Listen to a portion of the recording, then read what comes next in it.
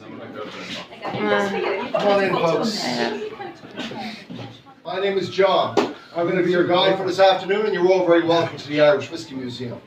Now, by the 1800s, Irish whiskey itself was one of the world's most popular drinks, but by the early 20th century, a series of catastrophic events almost destroyed it. And when our overseas competitors swamped the markets with cheap, mass-produced, blended whiskies, Ireland paid a very hard price to sticking to its traditional ways of distilling that guarantee that very smooth, distinctive taste. It used to produce alcohol, it was used to produce perfumes. So you would have had water in here, perhaps some spices, some rose petals. They'd bring it to the boil, it would evaporate, cool down this coil, and in this jug here is where you have your perfume. So the Irish monks saw this and said, okay, this is a pretty unusual technology. We're going to take this back to Ireland with us. And we're going to experiment with it in an apothecary much like this. And then one day an Irish monk said, I wonder what would happen if I put some barley beer in the ceramic still. So they put some barley beer in there, they brought it to the boil, it evaporated, cooled down in this coil, and in this jug here, they discovered a clearer, stronger alcohol liquid. The first findings of water of life, or Ishkabah, if you will, or aquavita, which would be the Latin translation of water of life, because the monks back then would have also communicated in Latin. Now they call that substance the spiritual essence of the barley beer itself, which is why you call whiskey a spirit today. That's where that comes from. Now all over Dublin back then, we had these bonded warehouses. This is where we traditionally matured our whiskey for a period of 3 years and 1 day. Is there anybody here who can tell me how many years the Scottish traditionally mature their whiskey for? 3 years. So we add an extra day in our process to differentiate our whiskey to Scottish whiskey. And we also like to think that our whiskey does taste a little bit better as a result of that. Now, for every barrel of whiskey that left the bonded warehouse, every single barrel was taxed. Because Dublin being the whiskey capital of the world, there was a lot of money to be made off the taxation of whiskey for the British Empire that ruled over this country back then. So folks, with that, how do we make whiskey in this country? What really defines Irish whiskey from any other whiskey around the world? Well, here in Ireland, we believe in a process called triple distillation. We triple distill our whiskies, okay? Now I'm going to come back here so we can all see this. So folks, can we all see this, yes? Yes. Fantastic. Okay, so the Scottish folks, they traditionally only distill twice, okay?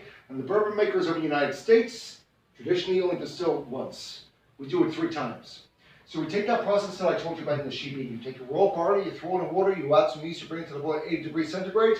We do that 3 times with the same liquid, removing the methanol, the bad stuff, from the bottom of each copper pot still throughout each stage of the process, because the methanol will always be heavier than the alcohol itself. That's why the sheep bean owner would empty jugs from the bottom of a barrel, because that's where the methanol would be. We also remove the ethanol from the top of each copper pot still, because the ethanol will always be lighter than the alcohol itself. Now the liquid that we keep from each copper pot still is called the Devil's Cut. And by the time the liquid comes out of the spirit still, which is the 3rd copper pot still, it comes out as a clear liquid. It also comes out at an alcohol strength of 82% or 164 proof. And what we do then is we dilute that down with Irish spring water to bring down to an alcohol strength of 62% or 124 proof. And then we barrel it. And we use barrels just like this barrel here. This is an American bourbon barrel. We like to mature a lot of our whiskies in American bourbon barrels. The reason being, this is American white oak. It's very strong wood. Our climate over here in Ireland is quite wet. Our wood is not the strongest in the world. Also with American white oak, there's a lot of natural sugars inside the wood itself. There's also an element called vanillin. So if you're ever drinking a whiskey, you drink that whiskey and some whiskey snob comes up to you and says, how does that whiskey taste? And you have no idea what to say, just say vanilla and you'll see my connoisseurs. You'll see the inside of the barrel itself is scorched, folks. And what that does is it caramelizes the natural sugars inside the wood itself. So if you're drinking whiskey, you get a bit of a sweet taste, that's where that might come from. And then we barrel it for 3 years and 1 day. And for every year that whiskey is maturing inside a barrel, 2% evaporates into the air. We call this the angel share, as if we're sharing the whiskey with the angels themselves. So folks, that's how we make whiskey traditionally in this country. It will be distilled through a number of heated trays right here, and this is where your spirit will come out right here. Now what this could produce in 1 week, this process here took 9 months. Produced the same amount of whiskey as this could in 1 week. So if you think about it, folks, an iced coffee was like the Henry Ford of whiskey. So Aeneas, with this brand new invention, he goes to every single Irish whiskey maker around this country and he says to them, ladies and gentlemen, I have a brand new invention. And with this invention, you can make more whiskey. If you make more whiskey, you can sell more, make more money. Makes sense. They all said no. Because the only knew Aeneas Coffey is a tax and excise man.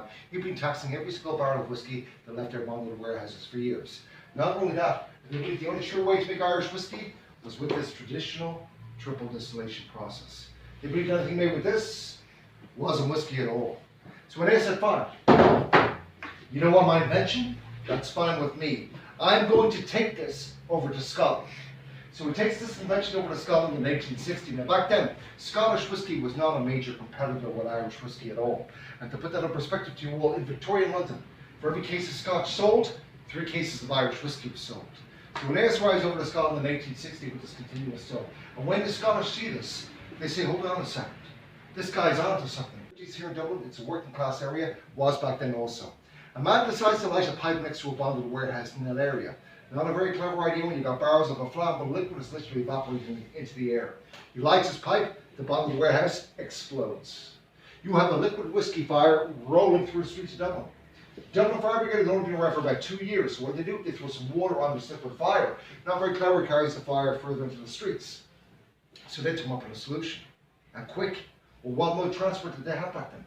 Horses. What do horses produce? Manure. So they did piles of manure in the streets to stop the flow of this whiskey fire. Now, it stopped the fire. Didn't stop the flow of whiskey. Liberty's area, it's a working class area. People down there couldn't afford to drink whiskey. And what do they see roaming down the streets? Free whiskey. You take off the shoes, get your Irish bottles, one out the can, they fill them up, they drink. They might have had one good night. That's all they got, because this whiskey had been poisoned. The streets of Dublin back then, filthy dirty. Not only that, but the whiskey itself had been filtered through horse manure. So a lot of people died of alcohol poisoning and salmonella poisoning. Folks, there's a lesson to be had from this story, and the lesson is this. Never drink shit whiskey.